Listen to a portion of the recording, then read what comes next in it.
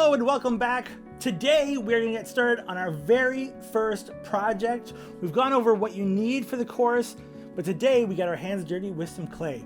We're going to be making these really cool mushrooms. Nice and simple first project. It's going to be great. Let's get started. The first thing you're going to want to do is work your clay a little bit. This means basically you're warming it up.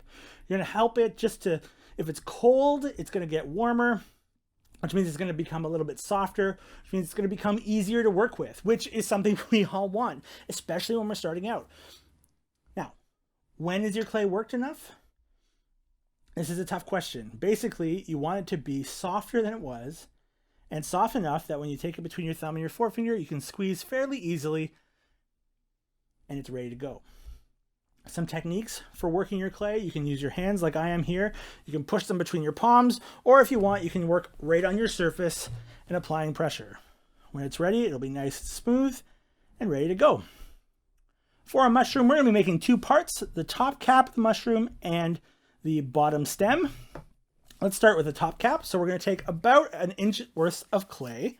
We're going to roll it into a ball. So if you want to make a ball, you can do it between your palms like that, or on a surface your hand like that. Doesn't have to be a perfect ball because we're going to change the shape, but it's a good starting shape for what we're doing. Now we're going to need to taper it towards the top, which means we're going to take it in one hand, and with the other hand, our thumb and forefinger, we're going to apply pressure along one side of the project.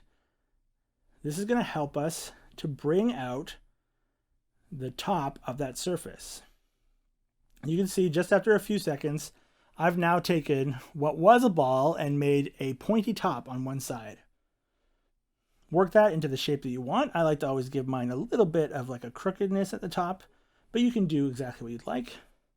Now for the bottom, we're going to apply a small amount of pressure to a flat surface with one of our hands.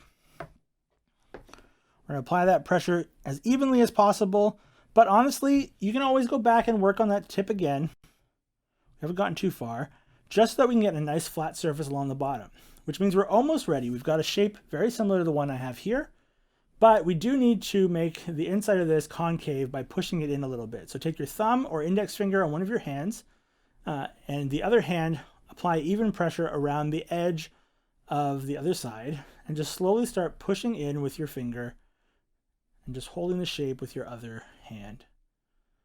And by doing that, we will make a nice little concave space in which our stem can go.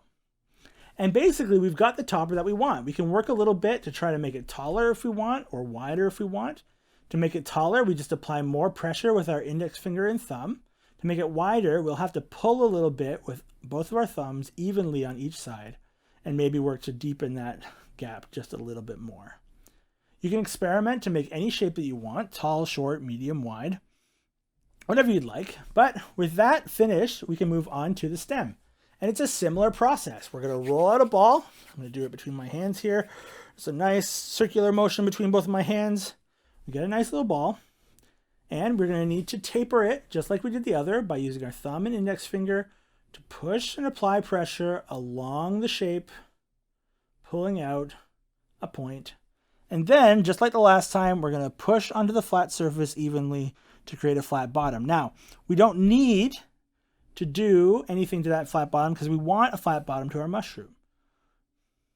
And here's where the magic happens. We take both pieces and push and apply light pressure into the shape as you had it. And just like that, we've made a very simple mushroom. Congratulations, you've sculpted something out of clay. Now, we're going to go into greater detail about how to finish a project like this in future projects, but for now, you can definitely bake this if you want to. Go to your packaging, look at the instructions, and follow what they say. Each clay has a little bit different. This is Super Sculpey, so I do it at about 275 in my oven on a baking sheet with a sheet of parchment paper. That allows it not to stick to the pan. And I put it in for about 15 minutes. And when it comes out, it's hard just like this. You're going to want to let it cool for a few minutes because it's still going to be a little bit soft right away, but after it cools, it'll be nice and hard. And I encourage you to take some time to try painting it. We're going to go again into greater detail on how to paint and the steps you can take to make your painting look better as we go deeper into the course, but for now, just have some fun. The truth is that with clay, any moment can be a lot of fun. I recommend trying to make all sorts of mushrooms. You can make tiny little ones, you can make tall, skinny ones, you can make wide ones. Have some fun, make different shapes. You don't have to bake or paint them all. Just take the time to have some fun. Now, you're gonna find sometimes that what you make, you're not proud of.